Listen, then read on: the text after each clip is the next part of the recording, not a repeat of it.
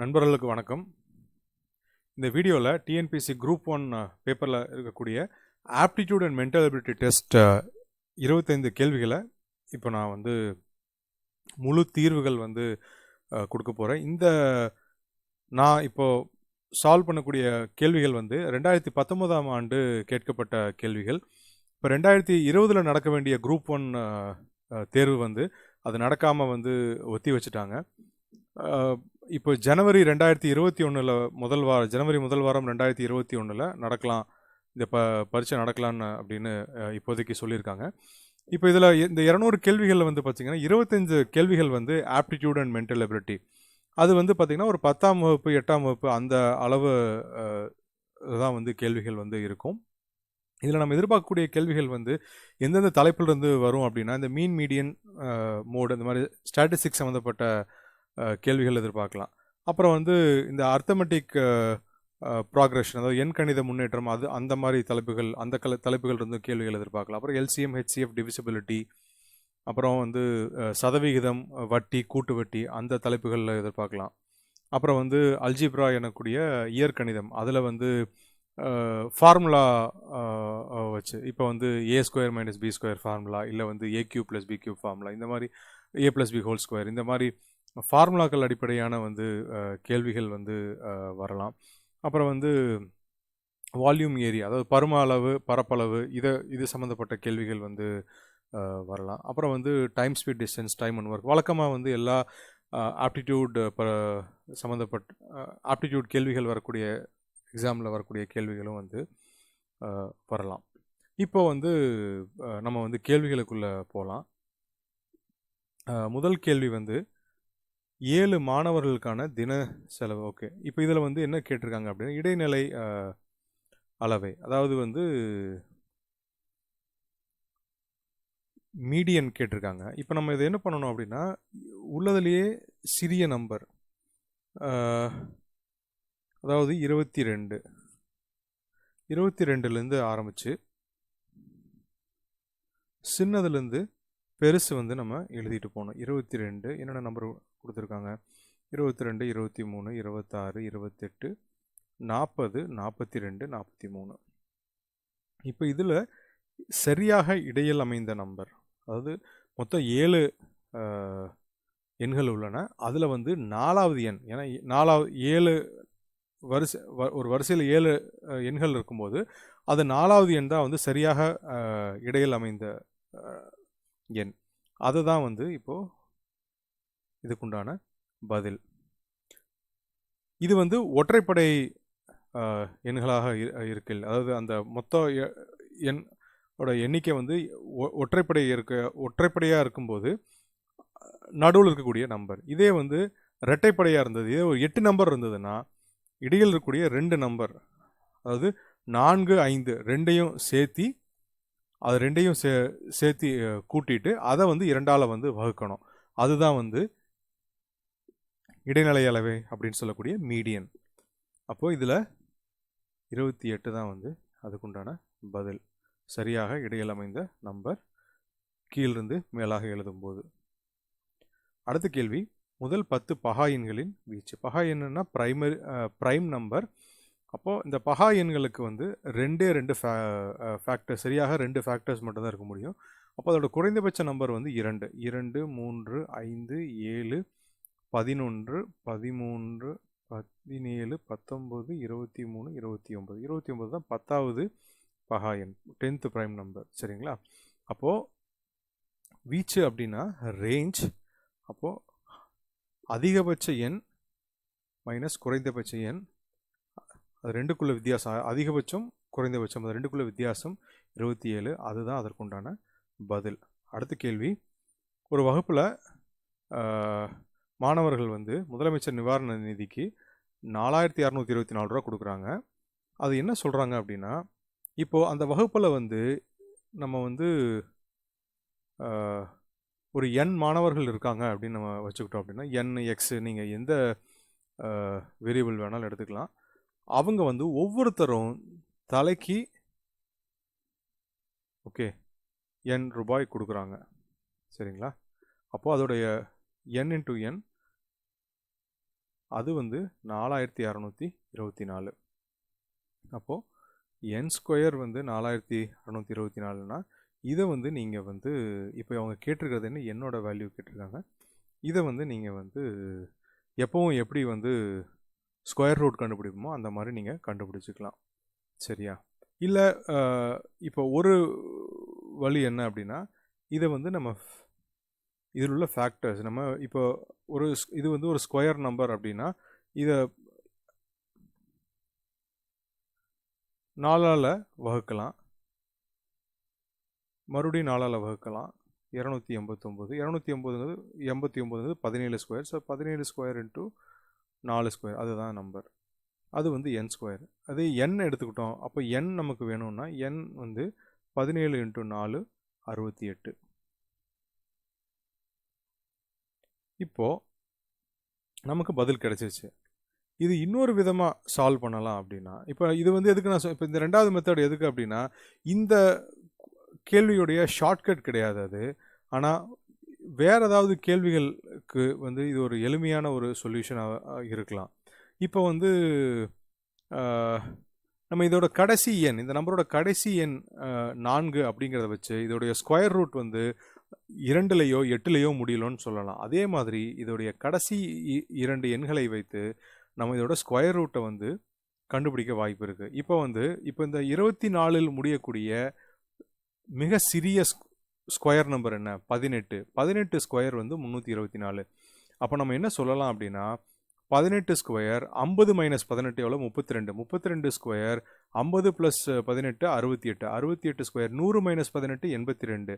100 plus 18 118 square. So இந்த எல்லா நண்பர்களும் பார்த்தீங்கன்னா இது முடியக்கூடிய கடைசி 2 டிஜிட்ஸ் வந்து 24 இருக்கும். அப்போது 18 ஸ்கொயர் 32 ஸ்கொயர் 68 ஸ்கொயர் 82 ஸ்கொயர் இது எல்லாமே வந்து 24 முடியும். அப்போ நம்ம கொடுத்துருக்கிற இங்கே என்னென்ன ஆப்ஷன்ஸ் அப்படின்னு பார்த்தோம்னா அதில் 68 தான் வந்து அதுக்குண்டான பதில். இப்படியும் வந்து இதை சால்வ் பண்ணலாம். இது வந்து நமக்கு இந்த டேட்டா இன்டர்பிரேஷன் இந்த மாதிரி தலைப்புகளில் வந்து இந்த டெக்னிக் வந்து அதாவது கடைசி 2 நண்பர்களை வச்சு கண்டுபிடிக்கிறது வந்து நமக்கு ரொம்ப உதவியாக இருக்கும். அடுத்த கேள்வி வந்து ஒரு 10 மாணவர்களோட சராசரி உயரம் வந்து 150ன்னு கொடுத்துருக்காங்க. ஆனால் மறுபடியும் அதை சரி பார்க்கும்போது என்ன தெரிஞ்சிருக்கு அப்படின்னா, ஒருத்தருடைய உண்மையான உயரம் 140, ஆனால் 130ன்னு அதை கணக்கு எழுதியிருக்காங்க. அப்போது நம்ம என்ன பண்ணலாங்கன்னா, இங்கே மொத்தம் 150ன்னு நம்ம எடுத்திருக்காங்க, 10 பேர் இருக்காங்க, அதில் 130ங்கிறது தப்பான அளவு, 140 தான் வந்து சரியான அளவு. அப்போ நம்ம இதோட மொத்த கூட்டுத்தொகை பார்த்தோம்னா 1510. இந்த 1510 எத்தனை பேருக்கு? 10 பேருக்கு. அப்போது இதோடைய சரியான சராசரிங்கிறது 151. அப்போ இங்கே என்ன ஃபார்முலா யூஸ் பண்ணுறோம் அப்படின்னா, ஆவரேஜ் அப்படிங்கிறது டோட்டல் மொத்த தொகுப்பு divided by total number of numbers, அதுதான் இங்கே யூஸ் பண்ணணும். சரிங்களா? இப்போ நம்ம என்ன பண்ணலாம் அப்படின்னா, இப்போ நமக்கு பதில் வந்துருச்சு. இதோடைய ஒரு ஆல்டர்னேட் என்ன அப்படின்னா, இது எப்படி நம்ம ரொம்ப சீக்கிரமாக வந்து எப்படி பதிலை கொண்டு வரலாம் அப்படின்னா, நீங்கள் வந்து இந்த ஆவரேஜ் அப்படிங்கிறத அப்படியே எடுக்காமல், அதாவது ஆவரேஜில் உள்ள சராசரியில் உள்ள மாற்றம், இந்த சேஞ்ச் இன் ஆவரேஜ் சராசரியில் உள்ள மாற்றம் என்னன்னு பார்த்தீங்கன்னா, இந்த மொத்தத்தில் உள்ள மாற்றம் டிவைடட் பை டோட்டல் நம்பர். சரிங்களா? இது மூலமாக நம்ம எளிதாக ஆன்சரை கொண்டு வந்துடலாம். அப்போது இங்கே நமக்கு 140 இருக்க வேண்டிய இடத்துல 110 தான் இருக்குது. அப்போ மொத்தத்தில் நமக்கு எவ்வளோ மாறணும்? 10 நம்ம கூட்டணும். 10 வந்து நமக்கு கூட்டணும். மொத்தம் எத்தனை பேர் இருக்காங்க? 10 பேர் இருக்காங்க. அப்போ நம்ம ஆவரேஜ் வந்து 1 வந்து கூடணும். நம்ம சரியான ஆவரேஜ் என்னென்னா உள்ள ஆவரேஜோட 1 கூடணும். அப்போ 150 ப்ளஸ் 1 151, அதுதான் வந்து இந்த கேள்வியோட பதில். அப்போது நான் சொல்கிற ஷார்ட்கட் இதில் என்ன அப்படின்னா, இந்த சராசரிங்கிறது டோட்டல் டிவைடட் பை என், அதுக்கு பதிலாக சேஞ்ச் இன் ஆவரேஜ், சராசரி உடைய மாற்றம் என்னன்னு பார்த்தீங்கன்னா சேஞ்ச் இன் டோட்டல் பை என் அப்படி எடுத்துக்கிட்டோம் அப்படின்னா இது வந்து எளிதாக வந்து ஆன்சர் கொண்டு வந்துடலாம். இந்த கேள்விக்குண்டான பதில் 151. அடுத்த கேள்வி, அனைத்து ஈரிலக்க எண்களின் சராசரி என்ன? இப்போ ஈரிலக்க எண்ணா 10ல் ஆரம்பித்து 99ஓட முடிஞ்சிருது. இப்போ சராசரி இப்போ தான் நம்ம பார்த்தோம். சராசரிங்கிறது என்னென்னு பார்த்தீங்கன்னா, சராசரிங்கிறது டோட்டல் பை என்.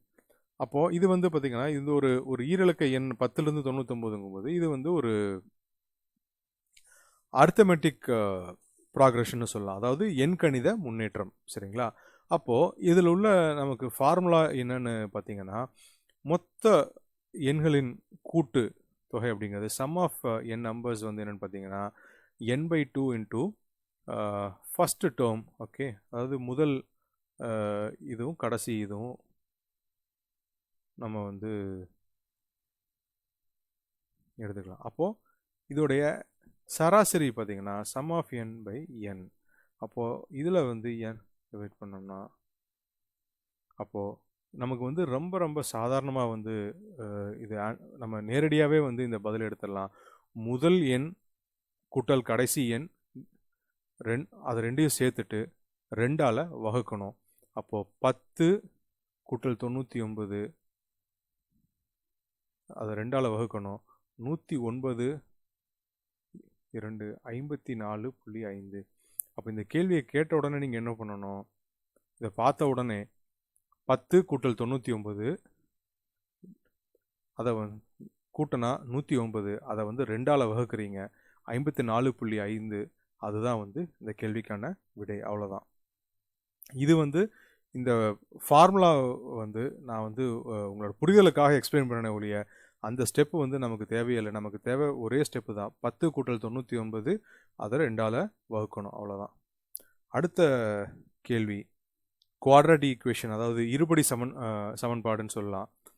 அதில் என்ன சொல்லியிருக்காங்கன்னா 2 மூலங்களும் வந்து சமம் அப்படின்னு சொல்லியிருக்காங்க. அப்படின்னா இதில் ஏவோட மதிப்பு என்னன்னு கேட்டிருக்காங்க. இப்போ 2 மூலங்களும் சமம் அப்படிங்கும்போது பாகுபாடு, அதாவது டிஸ்கிரிமினன்ட்னு சொல்லக்கூடிய பாகுபாடு இருக்கு இல்லைங்களா, அந்த டி வந்து பார்த்தீங்கன்னா b² - 4ac அதோட வேல்யூ வந்து 0. ஓகே, 0.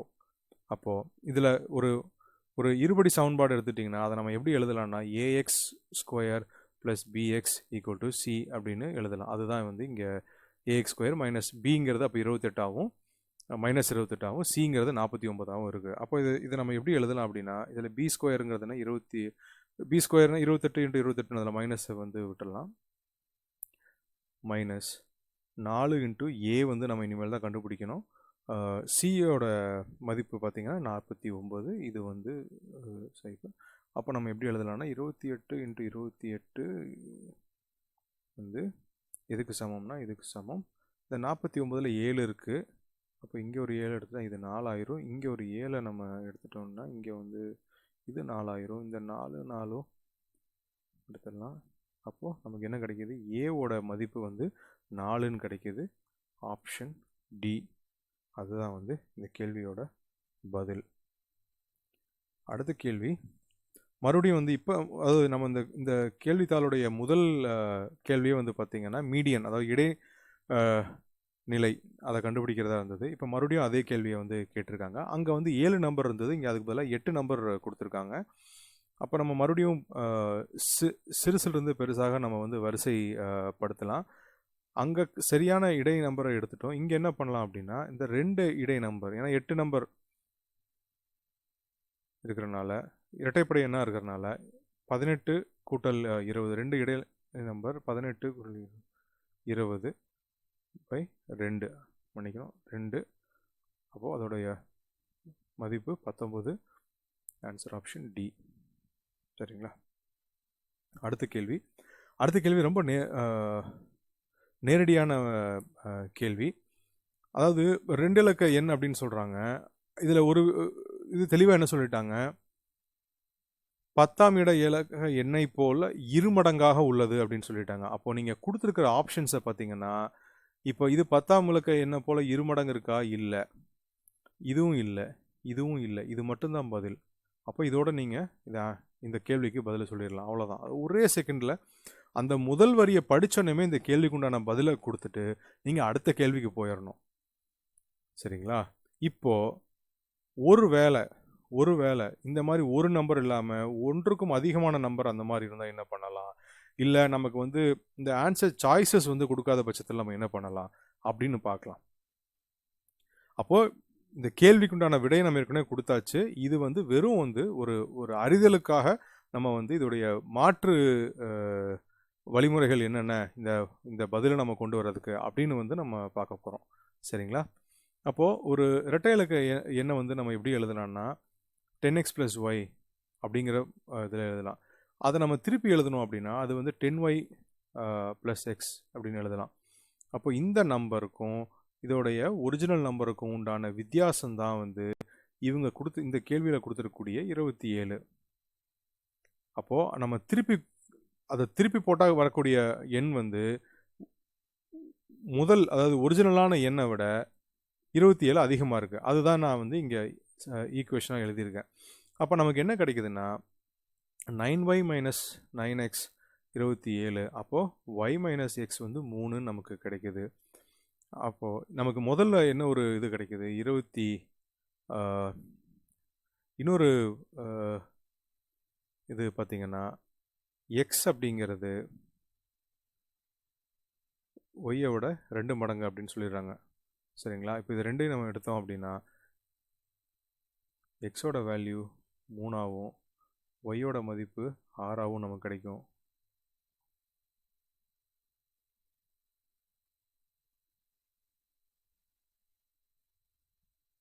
ஆமாம், சரி. ஸோ இதுக்குண்டான பதில் 36.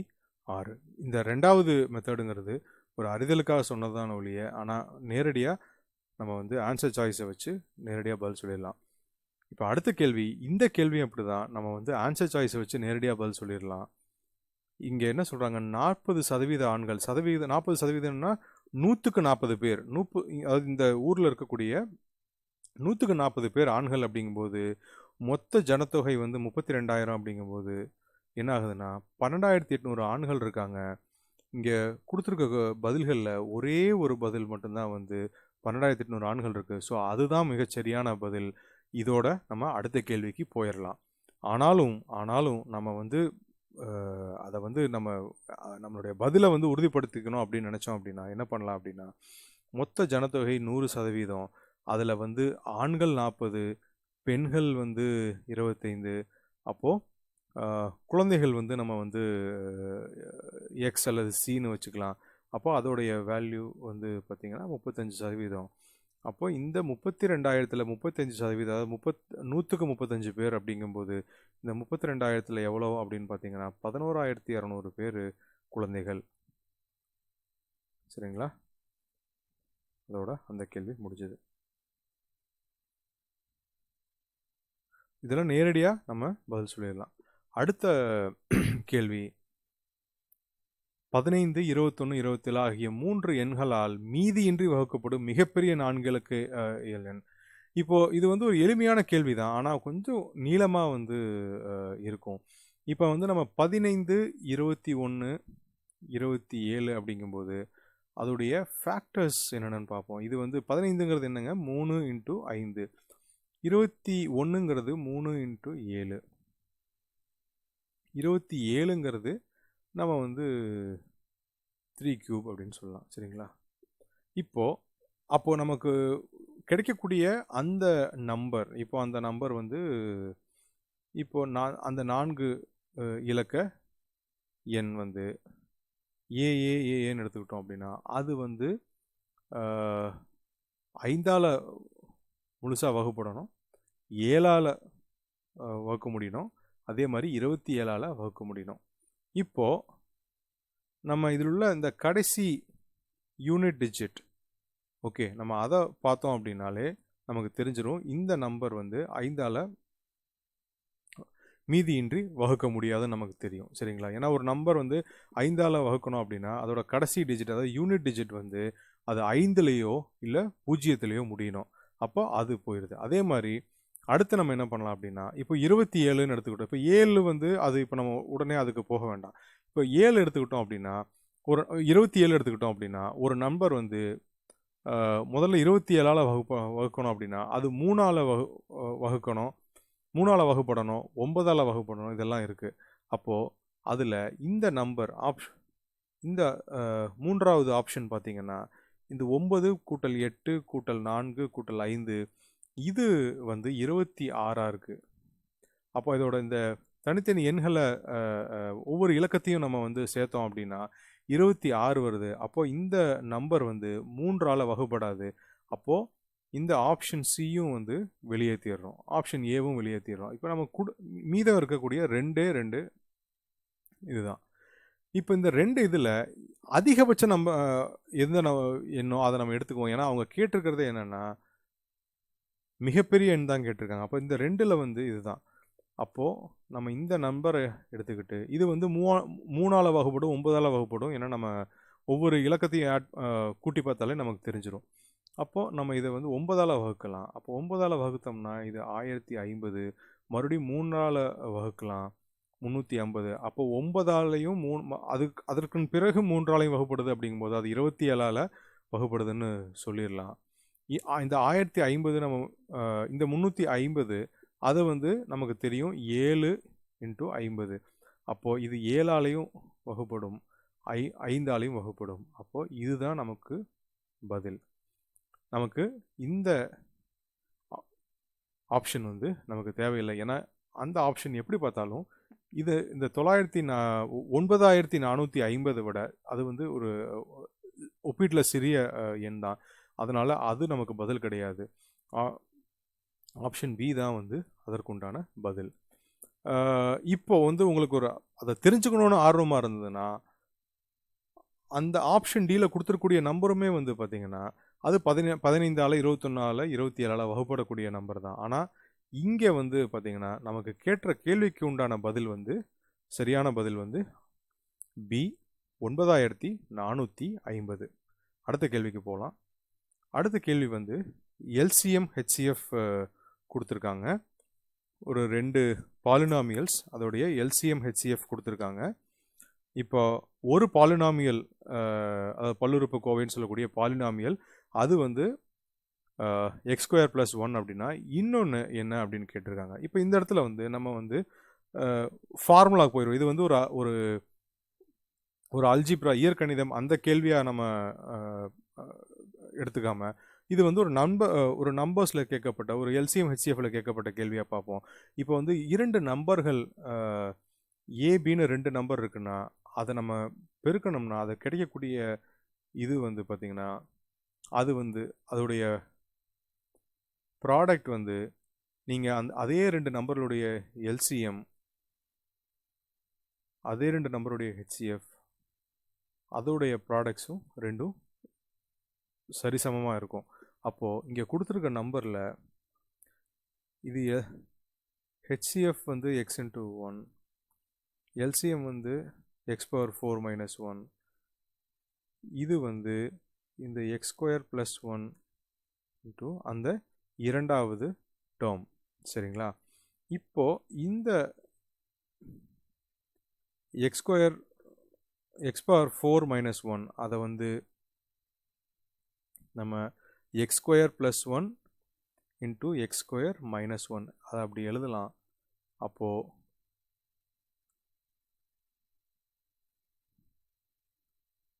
இதுவும் போச்சுன்னா நமக்கு மீதம் என்ன கிடைக்கும்? செகண்ட் டேர்ம் வந்து பார்த்திங்கன்னா x² - 1 × x + 1. அப்போது இதோடைய பதில் ஆப்ஷன் பி.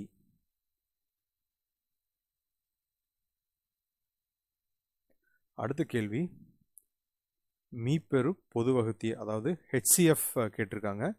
ஹெச்சிஎஃப் உங்களுக்கு தெரியும், இந்த 3 டேர்மில் இருக்கக்கூடிய ஹையஸ்ட் காமன் ஃபேக்டர், அதிகபட்சம் காமன். ஓகே, மீப்பெரு பொது வகுத்தி. அப்போது இதில் 4, 8, 16 மிகப்பெரிய பொது வகுத்தி என்னன்னு பார்த்தீங்கன்னா 4. இந்த p², p³, p²ல் p² தான் வந்து அதிகபட்ச இது. அப்போ இது 4 அப்படிங்கும்போதே வந்து பார்த்திங்கன்னா இந்த 16 இந்த ஆன்சர் சாய்ஸும் இந்த ஆன்சர் சாய்ஸும் அடிபடுறது. இப்போ p² இருக்குது, அதுக்கப்புறம் q³ q² q4 அப்படிங்கும்போது q² தான். அப்போது இந்த ஆப்ஷன் ஏவும் அடிபட்டு போயிடுது, ஆப்ஷன் பி தான் வந்து இதுக்கு உண்டான சரியான பதில். நம்ம இப்போ ஆரோட மதிப்பும் பார்க்கணும் அப்படின்னா ஆர் ஸ்கொயர் ஆர் கியூப் அப்படிங்கும்போது ஆர். அப்போது இது வந்து ஆன்சர் ஆப்ஷன் பி தான் சரியான பதில். அடுத்த கேள்வி மறுபடியும் வந்து ஒரு அல்ஜிப்ரா ஃபார்முலா பேஸ்டு. இப்போ இங்கே வந்து பார்த்தீங்கன்னா இப்போ இந்த எக்ஸ் மைனஸ் 2 அப்படிங்கிறது 2 மைனஸ் எக்ஸுங்கிறது கிட்டத்தட்ட வந்து ஒன்று.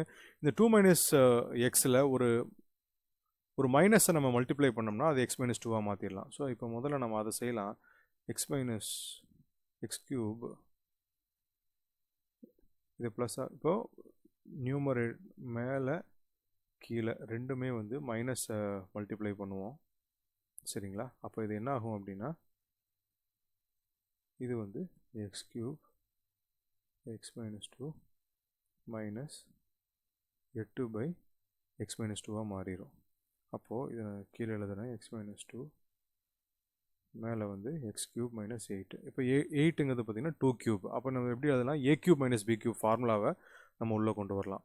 அப்போ a cube minus b cube formula உங்களுக்கெல்லாம் ஞாபகம் இருக்கும். அது வந்து a minus b into a square plus ab plus b square. இங்கே நம்ம ஆன்சர் மார்க் பண்ணிட்டு போயிடலாம். இருந்தாலும் வந்து அதை வந்து விரிவாக சொல்லணுங்கிற ஒரே காரணத்துக்காக எழுதுகிறேன். ஆனால் நீங்கள் எழுதும்போது நேரடியாக வந்து இந்த ஃபார்முலா தெரிகிற பட்சத்தில் நேரடியாக நீங்கள் வந்து பதிலை வந்து மார்க் பண்ணிடலாம்.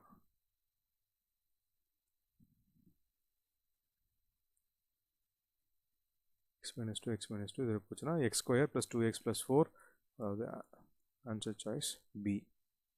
அதுதான் இதுக்கு உண்டான பதில்.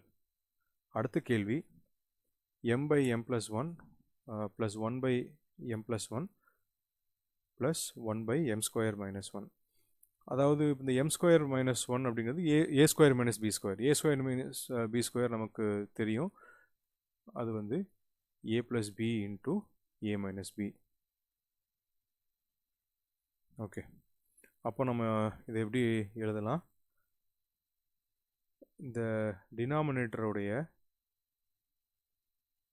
எல்சிஎம் வந்து m ஸ்கொயர் மைனஸ் 1. அப்போது இது வந்து m square m plus 1 into m square minus 1. அப்போ m minus 1 m into m minus 1. இது முதல் டேர்முக்கு.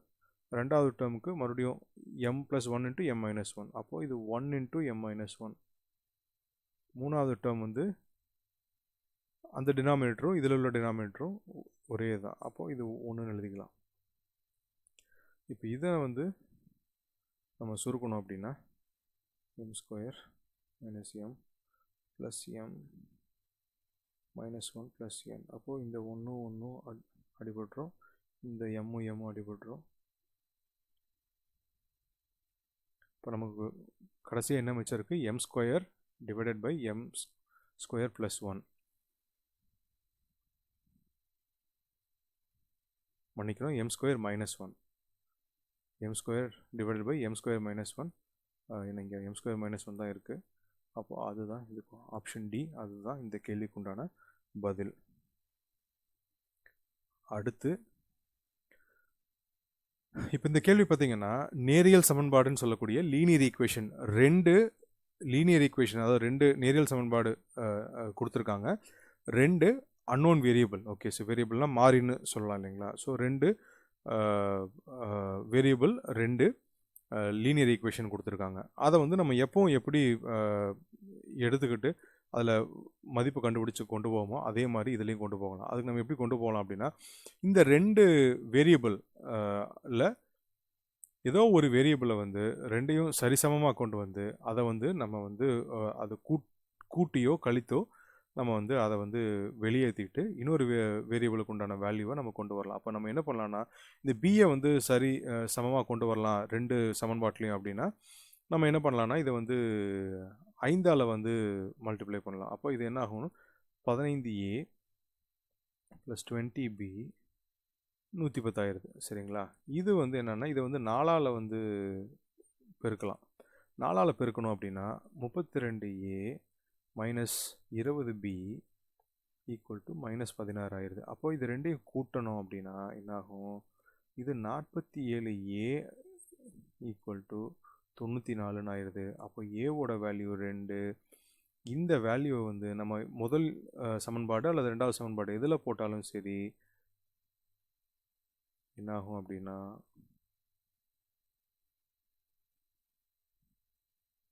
நமக்கு வந்து பியோட மதிப்பு வந்து 4 அப்படின்னு கிடச்சிரும். அப்போ நமக்கு கேட்டிருக்கிறது என்ன, ஏவோட வேல்யூ 2, பியோட வேல்யூ 4, 2 கூட்டல் 4 அதோடைய ஸ்கொயர் கேட்டிருக்காங்க. அப்போ 2 கூட்டல் 4 6, 6ஓட ஸ்கொயர் 36. இதுக்குண்டான சரியான பதில் ஆப்ஷன் ஏ 36. ரொம்ப எளிமையான கேள்வி தான். அடுத்த கேள்வி,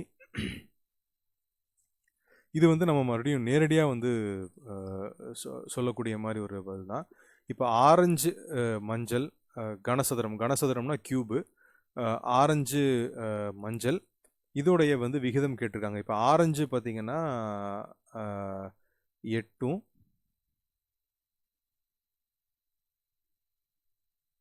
ஆரஞ்சு வந்து 8, மஞ்சள் வந்து பார்த்தீங்கன்னா 4 இருக்குது. அப்போ அதோட சதவீதம் என்ன, 8:4, அது வந்து 2:1.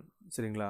இப்போ கொடுத்துருக்கக்கூடிய ஆன்சர் சாய்ஸில் வந்து பார்த்தீங்கன்னா ஒரே ஒரு ஆன்சர் மட்டும்தான் வந்து 2:1 இருக்குது. அப்போ அதுதான் ஆன்சர். இதோட வந்து நம்ம அடுத்த கேள்விக்கு வந்து போயிடலாம். அவ்வளோதான், முடிஞ்சது இல்லைங்களா? ஆனால் இப்போ வந்து உங்களுக்கு அது என்னன்னு தெரிஞ்சுக்கணும்னு ஒரு ஆர்வம் இருக்குது, இல்லை இந்த மாதிரி ஒரு பதில்கள் கொடுக்காம வேறு மாதிரி பதில் கொடுத்துட்டா என்ன பண்ணுறது அப்படின்னு யோசித்தோம் அப்படின்னா நம்ம மீதமுள்ள அந்த 2 பகுதிகளையும் பார்த்துடலாம். பச்சை எத்தனை பச்சை இருக்குது, பச்சை 3 இருக்குது, நீலம் வந்து 9 இருக்குது. அப்போ அதோடைய விகிதம் என்ன, 3:9, 1:3. அப்போ அதுவும் சரி, அதுவும் ஆப்ஷன் டி தான். சரிங்களா? இப்போது ஒரு வண்ணத்தை மற்ற வண்ணங்களோடு ஒப்பிட்டு எத்தனை விகிதங்கள் காணலாம். அதாவது இப்போ நமக்கு 4 நீளம், இங்கே 4 வண்ணம் கொடுத்துருக்காங்க இல்லைங்களா? இப்போ ஏவை வந்து மற்ற 3 கூட சேர்த்தோம்னா 3 விகிதம் நமக்கு கிடைக்கும். ஏபி ஏற்கனவே முடிஞ்சுது. பியை மற்ற 2 கூட சேர்த்தோம்னா 2 விகிதம் கிடைக்கும். சியும் டியும் சேர்த்தோம்னா இன்னொரு விகிதம் கிடைக்கும். அப்போ மொத்தம் 6 விகிதம் கிடைக்கும். சரிங்களா? இந்த 6ங்கிறது இப்போ நம்ம A:B ஒரு விகிதம் அப்படின்னா B:A அது இன்னொரு விகிதம். சரிங்களா? அப்போது இந்த மாதிரி ஒரு ஒரு ஒரு பேர், அதாவது ஒரு ஒப்பீடு எடுத்துக்கிட்டோம்னா அதில் வந்து 2 இது கிடைக்கும். அப்போ 6 × 2 மொத்தம் 12. ஸோ சரியான பதில் வந்து 12 ரேஷியோஸ். இப்போ இந்த கேள்வி வந்து பார்த்தீங்கன்னா இந்த கேள்வியோட வேறு வேறு வடிவங்களை வந்து நீங்கள் வேறு வேறு கேள்விகள் மூலம் பார்த்துருப்பீங்க. இப்போ ஒரு எடுத்துக்காட்டாக சொல்லணும்னா ஒரு ஒரு பார்ட்டி, ஒரு கூட்டம், அந்த கூட்டத்தில் வந்து 10 பேர் கலந்துக்கிறாங்க. அங்கே இருக்கக்கூடிய அந்த 10 பேர் ஒவ்வொருத்தரும் மற்ற உள்ள அங்கே அத்தனை பேரோட கை குலுக்குறாங்க. அப்படின்னா மொத்தம் எத்தனை கை குலுக்கல்கள் அப்படின்னு கேட்டோம்னா அது வந்து இதே பதில் தான். அதாவது இதை நம்ம இப்படி சுருக்கி சொல்லணும்னா இதுக்குண்டான இது எப்படி சொல்லலாம் அப்படின்னா 4 பேர் இருக்காங்க, அதில் நமக்கு 2 பேர் வேணும்னா அது வந்து 4C2, அது வந்து 6. அதே மாதிரி ஒரு கூட்டத்தில் 10 பேர் சந்திக்கிறாங்க அப்படின்னா அதில் வந்து ஒரு ஹேண்ட்ஷேக், ஒரு கைகுலுக்கல் அப்படிங்கிறது வந்து 2 பேர் சேர்ந்தா ஒரு கைகுலுக்கல். அப்போ 10C2 45 தான் அங்கே உண்டான பதில். அதே மாதிரி ஒரு டோர்னமெண்ட், இப்போ வந்து ஒரு ஐபிஎல் எடுத்துக்கிட்டோம் அப்படின்னா ஒரு 8 டீம் வந்து விளையாடுறாங்க அப்படின்னா ஒரு மேட்ச் அப்படிங்கிற 2 டீம் வேணும். அப்போ மொத்தமாக ஒரு டோர்னமெண்ட்டில் எத்தனை மேட்ச் விளையாடுறாங்கன்னா அது வந்து 8C2. அப்போ 28 மேட்ச் வந்து விளையாடுறாங்க அப்படின்னு வந்து எடுத்துக்கலாம். இந்த இடத்துல என்ன ஆகுது அப்படின்னா இங்கே வந்து ஏன் வந்து இதுக்குண்டான பதில் 12, ஏன் 6 கிடையாது அப்படின்னா அதாவது ஒரு மேட்ச் அப்படிங்கிறது வந்து நீங்கள் வந்து ஒரு மேட்சை வந்து இந்தியா வர்சஸ் ஆஸ்திரேலியான்னு சொன்னாலும் சரி, ஆஸ்திரேலியா வர்சஸ் இந்தியான்னு சொன்னாலும் சரி, நீங்கள் ஒரே மேட்சை தான் வந்து சொல்கிறீங்க. ஆனால் இங்கே வந்து இந்த இடத்துல ரேஷியோ அப்படிங்கிறது வந்து அது வந்து மாறுபடுது. அதனால் வந்து A:Bங்கிறது வேறு, B:A வந்து வேறு. இது கேட்குற விதத்தில் வந்து அதோடைய இது மாறலாம். அதனால் வந்து 6 × 2 12 தான் இதுக்குண்டான பதில். ஆனால் நான் இந்த கடைசியில் செஞ்ச எதுவுமே வந்து இந்த கேள்வியை பொறுத்த வரைக்கும் தேவையில்லை. ஏன்னா ஆரஞ்சு மஞ்சள் 8:4 அது 2:1 நமக்கு வந்துடுது. அப்போது அது நம்ம அதுக்குண்டான பதில் டி, சரியான பதில் டி அப்படின்னு நம்ம மார்க் பண்ணிவிட்டு போய்கிட்டே இருக்கலாம். அடுத்த கேள்வி ஒரு டைம் அண்ட் ஒர்க்கு சம்மந்தப்பட்ட கேள்வி. 26 வீரர்களுக்கு வந்து 20 நாளைக்கு உண்டான சாப்பாடு வந்து இருக்குது, அதாவது சமையல் பொருள்கள் இருக்குது. இப்போது 46 நாளைக்கு இதை நீட்டிக்கணும் அப்படின்னா எத்தனை பேரை வெளியேற்றணும் அப்படிங்கிறது தான் இந்த கேள்வி. அப்போது 226 வீரர்கள் இருக்காங்க 20 நாட்கள் அப்படின்னா இப்போ n நம்பர்னு எடுத்துக்குவோம். இப்போ இது வந்து இப்போ 2 எடுத்துடலாம் வெளியே. இப்போ மிச்சம் 23, இங்கே 138 வரும். இப்போ 138 பார்த்தோன்னே தெரியுது எனக்கு வந்து இது 6 மடங்கு, 23ஓட 6 மடங்கு அப்படின்னு. அப்போது எனக்கு வந்து 120 பேரை நான் வந்து வைத்துக்கொள்ள முடியும். மொத்தம் 276 வீரர்கள் இருக்காங்க. என்னால் 120 பேர் தான் வைத்துக்கொள்ள முடியும். 120 பேர் தான் வைத்துக்கொள்ள முடியும் அப்படிங்கும்போது நான் வந்து 156 வீரர்களை வந்து நான் வெளியேற்றணும். அப்போது எனக்கு சரியான பதில் ஆப்ஷன் பி 156. அடுத்த கேள்வி, ஒரு களிமண்ணை வச்சு ஒரு நேர்வட்ட திண்ம கும்பைனா அது வந்து கியூபு, அப்புறம் வந்து திண்ம கோளம் அப்படின்னா அது வந்து ஸ்பியர். சரிங்களா? இப்போது கியூபோட வால்யூம், அதாவது பரும அளவு எவ்வளோன்னு பார்த்தோம்னா 1/3 πr²h. சரிங்களா? கோலத்தோடைய இது பார்த்தோம்னா 4/3 πr³. இப்போது நமக்கு அப்போது இதோட இந்த கேள்வியோட அடிப்படை என்னன்னு பார்த்தீங்கன்னா, அந்த களிமண்ணை வந்து நம்ம வேறு வேறு ஷேப்புக்கு வந்து நம்ம வந்து அதை மாற்றலாம். சரிங்களா? வேறு வேறு ஷேப்புக்கு மாற்றலாம். ஆனால் அதோடைய வால்யூம்னு சொல்லக்கூடிய பரும அளவு வந்து ஒரே அளவாக தான் இருக்கும். சரிங்களா? அப்போது இந்த 1/3 πr² வந்து 12² இன்ட்டு 48. அது வந்து எதற்கு சமமானதுன்னா 4/3 πr³ வந்து 12, மன்னிக்கணும், ஆர் வந்து அதோ ஆரோட வேல்யூ வந்து நமக்கு தெரியல. எனக்கு நேரடியாக நம்பர்களை இதில் உள்ள எண்களை பார்த்தோன்னே எனக்கு அது ஆரோடைய வேல்யூ வந்து நேரடியாக தெரிஞ்சிருச்சு. அதனால் அதை எழுதிட்டேன், மன்னிக்கணும். நமக்கு இன்னும் அதோடைய அந்த ஸ்பியர், ஓகே, அந்த கோலத்துடைய ஆரம் வந்து நமக்கு இன்னும் தெரியாது. இப்போ இந்த இந்த பையும் போயிடும். இந்த 3 ஏற்கனவே போயாச்சு. இந்த 4 வந்து இங்கே 12 வரும். அப்போ நமக்கு என்ன வருது அப்படின்னா, இந்த r³, இந்த ஸ்பியருடைய ஆரம் கியூப் வந்து பார்த்திங்கன்னா 12³ அப்போது 12 தான் வந்து இதுக்குண்டான சரியான பதில், ஆப்ஷன் ஏ. அடுத்த கேள்வி வந்து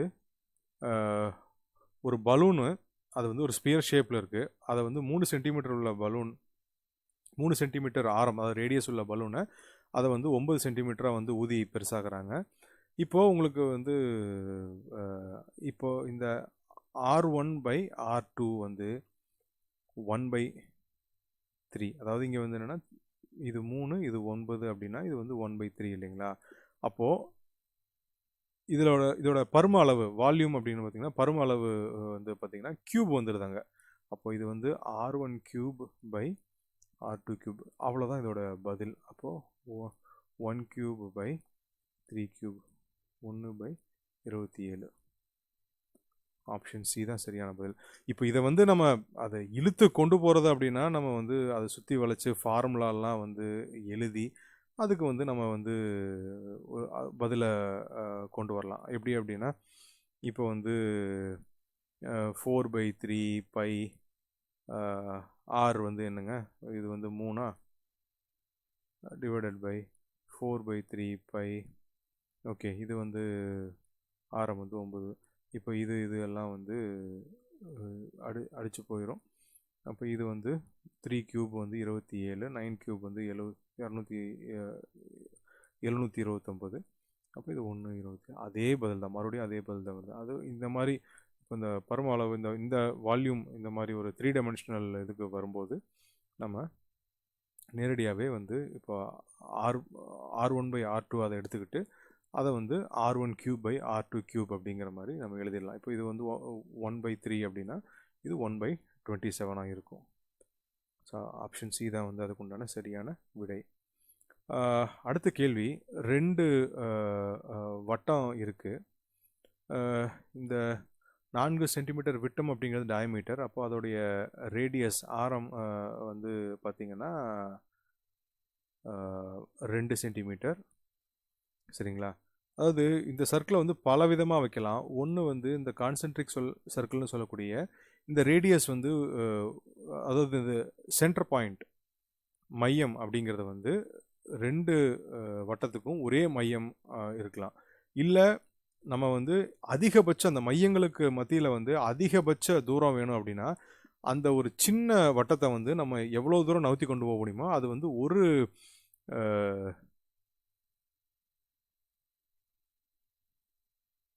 அந்த பெரிய வட்டத்துடைய ஒரு எல்லைக்கே வந்து நம்ம வந்து கொண்டு போயிடலாம். சரிங்களா? அப்போது இந்த வட்டம் இப்படி வச்சுக்குவோம். இப்போ இதுடைய ஆரம் அதாவது ரேடியஸ் வந்து 2 சென்டிமீட்டர். இப்போ இந்த பெரிய வட்டத்துடைய இது வந்து 10 சென்டிமீட்டர். சரிங்களா? நம்ம இது வந்து ஒரு வேறு கலர் கூட எடுத்துக்கலாம். இப்போது இந்த பெரிய வட்டம் வந்து சிவப்பு கலர் அப்படின்னு எடுத்துக்கிட்டோம்னா இந்த 10 அது வந்து 10 சென்டிமீட்டர். இப்போ இங்கே என்ன கேட்டிருக்காங்க அப்படின்னா இந்த தூரம் தான் கேட்குறாங்க. அதாவது இதோடைய சின்ன வட்டத்துடைய மையம் பெரிய வட்டத்தோட மையம். இப்போ இது மொத்தமும் 10 அப்படின்னா மொத்தமும் 10 அப்படிங்கும்போது இதில் 2 அப்படின்னா இந்த மிச்சம் உள்ள மீதம் வந்து 8. அப்போ 10 சென்டிமீட்டர் மைனஸ் 2 சென்டிமீட்டர் 8 சென்டிமீட்டர் தான் வந்து சாத்தியமான அதிகபட்ச தூரம் அப்படிங்கிறது இந்த 8 சென்டிமீட்டர் தான். அதுதான் அதுக்குண்டான பதில். குறைந்தபட்ச தூரங்கிறது வந்து 0 சென்டிமீட்டர். ஏன்னா அது வந்து இந்த கான்சென்ட்ரிக் சர்க்கிள் மாதிரி நம்ம வந்து 2 மையத்தையும் வந்து ஒரே இடத்துலையும் வைக்கலாம். அப்போ குறைந்தபட்ச தூரங்கிறது வந்து 0, அதிகபட்ச தூரங்கிறது வந்து 8. அதாவது இந்த வட்டத்தோட ஆரத்தையும் பெரிய வட்டத்தோட ஆரம் மைனஸ் சின்ன வட்டத்தோட ஆரம் அதுதான் வந்து அதுக்குண்டான பதில் 8 சென்டிமீட்டர். அடுத்த கேள்வி,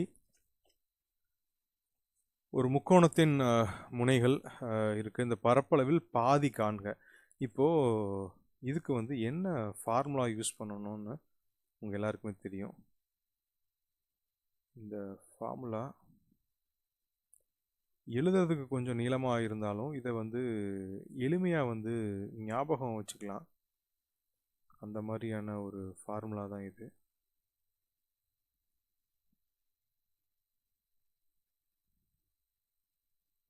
இப்போ இதில் x1 x2 x3 எதுன்னு பார்த்தீங்கன்னா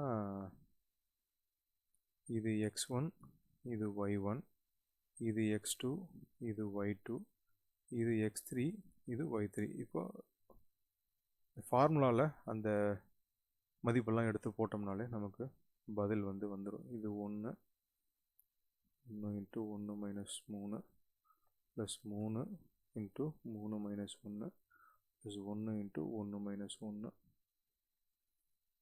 மறுபடியும் எழுதணும் அப்படின்னா கொஞ்சம் சுருக்கணும் அப்படின்னா இது -2 6 0. நமக்கு கிடைக்கக்கூடிய என்ன அப்படின்னா 2 தான் வந்து பரப்பளவு. 2 தான் வந்து பரப்பளவு. பரப்பளவில் பாதி அப்படிங்கும்போது 2 தான் பரப்பளவு. பரப்பளவில் பாதி அப்படிங்கும்போது 1 தான் அதுக்குண்டான பதில். பரப்பளவு 2, பரப்பளவில் பாதி அப்படிங்கும்போது 1. சரியான பதில் ஆப்ஷன் ஏ. அடுத்த கேள்வி, ஒரு வெள்ளி கம்பி வந்து சதுரமாக இருக்கும்போது அதோட பரப்பளவு வந்து 484. அப்போ a² வந்து 484 அப்படின்னா ஏ வந்து 22. இப்போது அதே வெள்ளிக்கம்பியை வந்து ஒரு வட்டமாக மாற்றுறாங்க அப்படிங்கும்போது இப்போ இதில் என்னென்னா அந்த சுற்றளவுன்னு சொல்லக்கூடிய சர்க்கம்ஃபரன்ஸ் வந்து ரெண்டும் சேம் இல்லைங்களா? அப்போது ஒரு ஸ்கொயர் எடுத்துக்கிட்டோம் அப்படின்னா இது வந்து 4 பக்கமும் ஒரே அளவில் இருக்குது. அப்போ சர்க்கம்ஃபரன்ஸுங்கிறது 4a. அப்போது அதோட 4 × 22 88. சரிங்களா? அப்போது 2πr சுற்றளவு, இந்த வட்டத்தோட சுற்றளவு வந்து 2πr, அது வந்து 88. அப்போ இவங்க என்ன இந்த இடத்துல வந்து விட்டம் வந்து கேட்டிருக்காங்க. விட்டம்ங்கிறது அப்போ நம்ம விட்டத்தை வச்சு நம்ம இந்த ஃபார்முலா எழுதணும்னா பை இன்ட்டு விட்டம் டி, அது வந்து 88 அப்படின்னு எழுதலாம். அப்போ 22/7 இன்ட்டு டி வந்து 88 அப்படின்னா நம்ம வந்து இது 4, அப்போ டிங்கிறது 4 இன்ட்டு 7, அது 28. இப்போ ஆப்ஷன் பி 28 தான் வந்து அதுக்கு உண்டான சரியான. ஸோ இதில் உள்ள அடிப்படையான இது என்ன அப்படின்னா, அந்த சுற்றளவு வந்து அதே கம்பி அப்படிங்கும்போது அது சதுரமாக இருக்கும்போதும் வட்டமாக இருக்கும்போதும் ஒரே சுற்றளவு, அதுதான் வந்து இதோடைய இந்த கேள்வியுடைய மையம். அடுத்த கேள்வி. ஸோ இந்த கேள்விக்கு சரியான பதில் ஆப்ஷன் பி 28 மீட்டர். அடுத்த கேள்வி கூட்டு வட்டி சம்மந்தப்பட்டது. இப்போ கூட்டு வட்டி நமக்கு வந்து அதோடைய ஃபார்முலா வந்து நமக்கு தெரியும். அமௌண்ட் அப்படிங்கிறது பிரின்சிபல் இன்ட்டு 1 + r/100 இப்படி நம்ம வந்து இது எழுதலாம். அப்போது 1600 இன்ட்டு 1 + 5/100. இப்போது இது 10% நம்ம இது வந்து ரொம்ப எளிமையாகவே நம்ம கொண்டு வந்துடலாம். இது வந்து அவ்வளவு 5% வந்து அவ்வளோ எளிமையான ஒரு நம்பர் கிடையாது. இருந்தாலும் வந்து நம்ம இது எவ்வளோ தூரம் கொண்டு போக முடியும் அப்படின்னு பார்ப்போம். இந்த 5/100ங்கிறது 1/20. அப்போ இது வந்து எப்படி எழுதுனா 21/20 n = இப்போ ஏதாவது ஒரு வகையில் இந்த இடது பக்கம் இருக்கிறது வலது பக்கம் இருக்கிறது நம்ம ஒரே மாதிரி கொண்டு வர முடியுமான்னு பார்ப்போம். அதுக்கு நம்ம சிம்பிளிஃபை பண்ணுறதுக்கு என்ன பண்ணலாம்னா 21/20 ஹோல் பவர் n வந்து பார்த்தீங்கன்னா இதை வந்து நம்ம 5ஆல் பெருக்கணும் அப்படின்னா இது வந்து 8000 ஆயிரும். இது 5ஆல் பெருக்கணும் அப்படின்னா இது 9261 ஆயிரும். இப்போ 20 கியூப் வந்து 8000. அப்போ 21 கியூப், அதாவது இது வந்து ஒரு ரிவர்ஸ் அப்ரோச் மாதிரி தான். அப்போ 21 கியூப் எவ்வளோ அப்படின்னு பார்த்தோம் அப்படின்னா 21உடைய ஸ்கொயர் வந்து 441 இன்ட்டு 21 வந்து பார்த்திங்கன்னா இந்த நம்பர் வரும். அப்போ 3 ஆண்டு தான். அப்போ இது வந்து நம்ம ஃபார்முலா வச்சு கொண்டு போனாலுமே வந்து பார்த்திங்கன்னா இது வந்து ஒரு நீளமான ஒரு இதுதான். கொஞ்சம் நம்ம இந்த நம்பர் கால்குலேஷனில் வந்து கொஞ்சம் ஸ்ட்ராங்காக இருந்தால் தான் இதை கொண்டு போக முடியும். இன்னொரு விதம் பார்த்திங்கன்னா இப்போ இந்த கூட்டு வட்டிங்கிறது இப்போது அந்த கூட்டு வட்டி மட்டும் இப்போ முதல் வருஷத்தோட கூட்டு வட்டி, அதாவது அந்த பிரின்சிபல் எடுத்துக்காம முதல் வருஷத்தோட கூட்டு வட்டி மட்டும் பார்த்தோம் அப்படின்னா அது வந்து சாதாரண வட்டி அதே அளவு தான் வரும். இதே 2வது வருஷ கூட்டு வட்டி என்னன்னு பார்த்தோம் அப்படின்னா காம்பவுண்ட் இன்ட்ரெஸ்ட் என்னன்னு பார்த்தோம்னா அது வந்து முதல் வருஷ காம்பவுண்ட் இன்ட்ரெஸ்ட் அது கூட முதல் வருஷ காம்பவுண்ட் இன்ட்ரெஸ்ட் மேலே ஒரு வட்டி சதவீதம் வந்து போடணும். அதே மாதிரி 3வது வருஷங்கிறது என்ன அப்படின்னு பார்த்தீங்கன்னா 2வது வருஷம் காம்பவுண்ட் இன்ட்ரெஸ்ட் ப்ளஸ் 2வது வருஷம் காம்பவுண்ட் இன்ட்ரெஸ்ட் மேலே ஒரு இது போடணும். இதுதான் சரிங்களா. அப்போது இந்த கேள்வியை வந்து நம்ம எப்படி கொண்டு போகலாம் அப்படின்னா இதுவும் வந்து கொஞ்சம் ஒரு ஒப்பீட்டளவில் வந்து இது கொஞ்சம் நீளமான ஒரு சொல்யூஷன் தான். அதாவது கஷ்டமானது கிடையாது. இப்போ நான் பொதுவாக வந்து ஒரு பரீட்சையில் வந்து ஒரு காம்பவுண்ட் இன்ட்ரெஸ்டில் இந்த மாதிரி ஒரு நீளமான ஒரு கேள்வி வரும்போது இப்போ எனக்கு இதோடைய பதில் வந்து எனக்கு தெரியும். நான் வந்து இதை வந்து ஒரு கெஸ் கூட அடித்து ஆன்சர் கொண்டு வரலாம். ஆனால் முடிந்த அளவு என்ன பண்ணுவேன், நான் மற்ற கேள்விகள்லாம் பதில் சொல்லிவிட்டு அதுக்கப்புறம் இந்த கேள்விக்கு வருவேன். அது வந்து இந்த மாதிரி கேள்வி ஒரு நீளமான கேள்விகளுக்கு உண்டான ஒரு நல்ல ஸ்ட்ராட்டஜியாக எனக்கு படுது. இப்போ நம்ம இதை எப்படி கொண்டு போகலாம் அப்படின்னா 1600க்கு 5% வட்டி அப்படின்னு பார்த்தீங்கன்னா 80 ரூபாய் ஆகுது. அப்போது முதல் வருஷம் முடிஞ்சதுக்கப்புறம் நமக்கு எவ்வளோ ஆகுதுன்னா 1600 கூட்டல் 80 1680 ரூபா ஆயிடுது. 2வது வருஷம் வந்து வட்டி எவ்வளோ வருதுன்னு பார்த்தீங்கன்னா 5% வட்டி இந்த தொகையில் அப்படிங்கும்போது அது வந்து 84 ரூபா. அப்போ இந்த 84 ரூபாயை வந்து நீங்கள் வந்து இதில் சேர்க்கும்போது இது வந்து 1764 ஆயிடுது. அப்புறம் மறுபடியும் இந்த தொகைகளை வந்து ஒரு 5% வட்டி வந்து நீங்கள் போடும்போது என்ன ஆகுதுன்னா 88.2 வந்துடுது. அப்போது 1764 அதில் 88.2 அப்படிங்கும்போது நமக்கு வரக்கூடிய தொகை வந்து பார்த்திங்கன்னா 1852.2 அது வந்து இதே அளவு தான் வருது. அப்போ எத்தனை வருஷம் கழிச்சு வருது? இதில் முதல் வருஷம் கழிச்சு வரக்கூடிய அமௌண்ட்டு, இது 2வது வருஷம் கழிச்சு வரக்கூடியது, இது 3வது வருஷம் கழிச்சு. ஸோ 3வது வருஷம் கழிச்சதுக்கப்புறம் இதே அளவு வருது. அப்போ இதுதான் பதில். ஆனால் இது வந்து நம்ம ஒரு மாதிரி வந்து இப்போ 2ஓ 4ஓ வர வாய்ப்பு இல்லை. ஏன்னா 2 நமக்கு இப்போ இங்கே அது முதல் மெத்தட்லேயும் சரி, 2வது மெத்தட்லையும் சரி, 2வதுக்கோ 3வதுக்கோ 2வதுக்கோ 4வதுக்கோ வந்து வாய்ப்புகள் குறைவாக இருக்குது. அப்போ 3 தான் இருக்கணும் அப்படின்னு நம்ம கெஸ் பண்ணலாம். இல்லை அதை சரியாக வந்து நம்ம வந்து ஒவ்வொரு படிநிலையாக போய் அதை வந்து சால்வ் பண்ணி நம்ம அதுக்குண்டான விடையை வந்து கொண்டு வரலாம். அப்போ இந்த கேள்விக்குண்டான விடை வந்து 3 ஆண்டுகள்.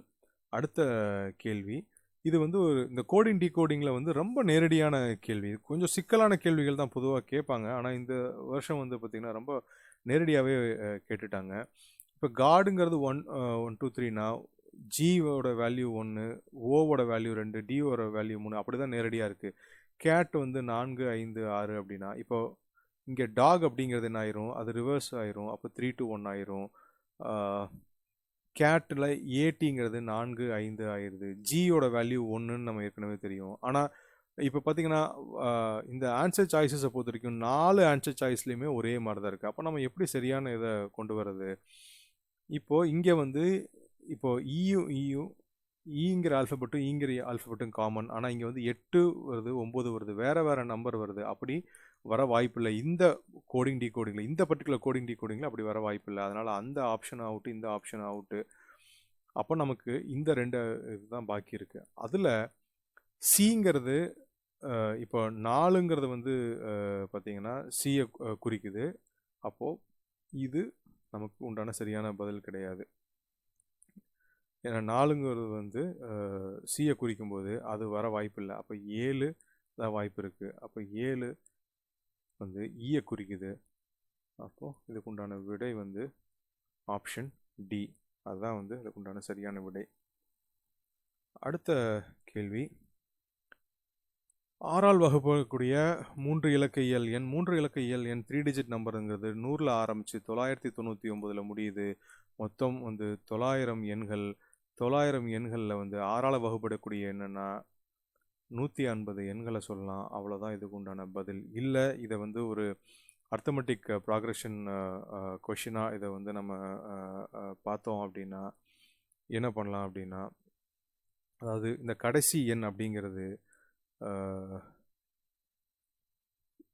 nth term is equal to a plus n minus 1d. அதாவது இங்கே இருக்கக்கூடிய 3 இலக்க எண்களில் 6ஆல் வகுப்படக்கூடிய அதிகபட்ச எண் வந்து 996, குறைந்தபட்ச எண்ணுங்கிறது வந்து 102.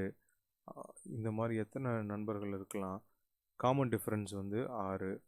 அப்போது இதுக்கு நீங்கள் வந்து பதில் தேடினீங்க அப்படின்னா n-26 வந்து 894. என்னோட வேல்யூ 150. மறுபடியும் நமக்கு அதே பதில் தான் வந்து வருது. இது வேறு மெத்தட், இது வேறு மெத்தட். 2 மெத்தட்லேயும் நமக்கு அதே பதில் தான் 150 தான் வருது.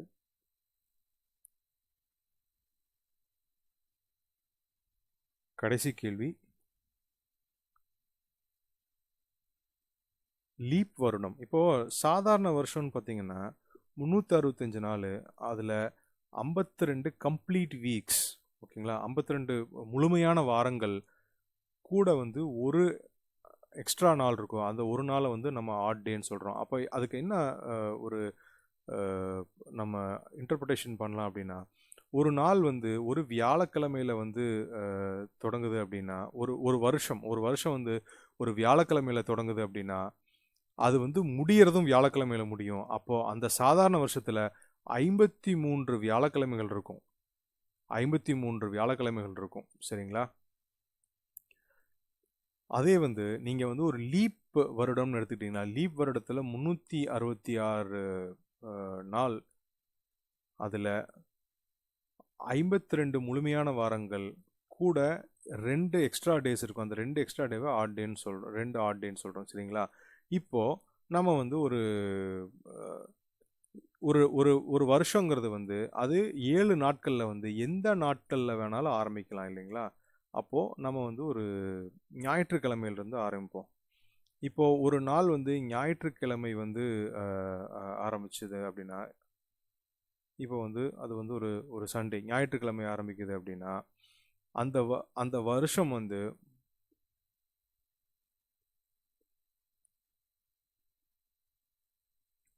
சண்டே, அது கூட மண்டே, அதாவது ஞாயிறு திங்கள் முடிச்சு அடுத்த வருஷங்கிறது வந்து செவ்வாய்க்கிழமையில ஆரம்பிக்கும். சரிங்களா? அப்போ அதில் ஒரு லீப் இயரில் ஒரு ஒரு ஒரு லீப் இயர் வந்து சண்டேல ஆரம்பிச்சதுன்னா 53 சண்டேஸும் 53 53 ஞாயிற்றுக்கிழமையும் 53 திங்கக்கிழமையும் இருக்கும். சரிங்களா? அதே வந்து ஒரு திங்கக்கிழமை ஆரம்பிச்சது அப்படின்னா அதில் வந்து 53 திங்கக்கிழமையும் 53 செவ்வாய்க்கிழமையும் இருக்கும். ஒரு செவ்வாய்க்கிழமை ஆரம்பிச்சதுன்னா 53 செவ்வாய்க்கிழமையும் 53 புதன்கிழமையும் இருக்கும். ஒரு புதன்கிழமையில வந்து அந்த வருஷம் தொடங்குச்சு அப்படின்னா, ஒரு லீப் இயர் தொடங்குச்சு அப்படின்னா, அது வந்து 53 புதன்கிழமையும் 53 வியாழக்கிழமையும் இருக்கும். ஒரு வியாழக்கிழமையில தொடங்குச்சு அப்படின்னா 53 வியாழக்கிழமையும் 53 வெள்ளிக்கிழமையும் இருக்கும். ஒரு வெள்ளிக்கிழமையில தொடங்குச்சுன்னா 53 வெள்ளிக்கிழமையும் 53 சனிக்கிழமையும் இருக்கும். ஒரு சனிக்கிழமையில தொடங்குச்சுன்னா 53 சனிக்கிழமையும் 53 ஞாயிற்றுக்கிழமைகளும் இருக்கும். இப்போது எதில் தொடங்கலாம்? 7 விதமாக தொடங்கலாம். அப்போது டினாமினேட்டர் 7 விதமாக தொடங்கலாம். அதில் சண்டே அப்படின்னு பார்த்தோம்னா நமக்கு வந்து 2 வாய்ப்பு இருக்குது. அது வந்து இங்கே 53 சண்டே வரலாம், இங்கே 53 சண்டே வரலாம். அப்போ 7ல் 2 இடத்துல அப்படி ஒரு வாய்ப்பு இருக்குது. அப்போது 2/7 அதுதான் இதற்குண்டான பதில். இப்போ நம்ம இந்த 25 கேள்விகளை வந்து நம்ம 2019 25 கேள்விகளை வந்து நம்ம பார்த்துருக்கோம். இதில் 6லிருந்து 8 கேள்விகள் வந்து பார்த்திங்கன்னா, கேள்வியை படித்த உடனேயும் கொடுத்துருக்க பதில்களை வச்சு சரியான பதிலை வந்து 4 சாத்தியமான பதில்களில் சரியான பதிலை நேரடியாகவே எடுத்துகிற மாதிரி இருக்குது. அப்புறம் சிலதெல்லாம் வந்து பார்த்திங்கன்னா ஒரு படி நம்ம முன்னாடி வச்சோம்னாலே போதும். அது வந்து ஒரு ஃபார்முலா பேஸ் பண்ணியோ இல்லை வந்து ஒரு ஒரு கான்செப்டை பேஸ் பண்ணியோ நம்ம நேரடியாக எடுக்கிற மாதிரி இருக்குது. வெகு சில கேள்விகள் மட்டும்தான், அது குறிப்பாக சொல்லணும்னா ஒரு 3 அல்லது 4 கேள்விகள் மட்டும்தான் நம்ம வந்து ஒரு 3-4 படிநிலை 3-4 ஸ்டெப்பில் போய் நம்ம சால்வ் பண்ண வேண்டியதாக இருக்குது. அதில் நான் வந்து இதோட ஆரம்பத்திலேயே வந்து இந்த வீடியோவோட ஆரம்பத்திலேயே சொன்ன மாதிரி நான் கொடுத்த டாபிக்ஸ் அதில் மட்டுமே வந்து நம்ம கவனம் செலுத்தினா போதும். இப்போ இந்த வருஷம் வந்து பார்த்திங்கன்னா டைம் ஸ்பீட் டிஸ்டன்ஸ் கேள்விகள் எதுவும் இல்லை. ஆனால் 2017 கேட்டிருந்தாங்க. அதனால் நான் கொடுத்துருக்க தலைப்புகள் வந்து அது மையப்படுத்தி நீங்கள் ப்ரிப்பேர் பண்ணாலே வந்து போதும். அப்புறம் மேலதிக தகவல்களுக்கு வந்து பார்த்திங்கன்னா எங்கள் லேர்னிங் அபவுட்டுடைய ஃபேஸ்புக் பேஜ், ட்விட்டர் பேஜை ஃபாலோ பண்ணுங்கள். அப்புறம் எங்களுடைய சைட்டில் பிளாக் சைட்டில் வந்து இந்த மேலதிக கேள்விகள், தகவல்கள் அதெல்லாமே வந்து அதில் கொடுத்துருக்கோம். இப்போ வந்து இந்த டிஎன்பிஎஸ்சி குரூப் 1 அதோடைய இதே அந்த aptitude and mental ability test 2019 பேப்பருடைய ஆங்கில வடிவமும் இந்த இதே வந்து யூடியூப் சேனல் லேர்னிங் அபவுட்டுடைய யூடியூப் சேனலில் இருக்குது. இவ்வளவு நேரம் இந்த பதில்களை பொறுமையாக வந்து கேட்டு தெரிஞ்சுக்கிட்டதுக்கு ரொம்ப நன்றி. மீண்டும் இன்னொரு வீடியோவில் ஒரு டெஸ்ட் பேப்பரை நான் சால்வ் பண்ணுறேன். மிக நன்றி.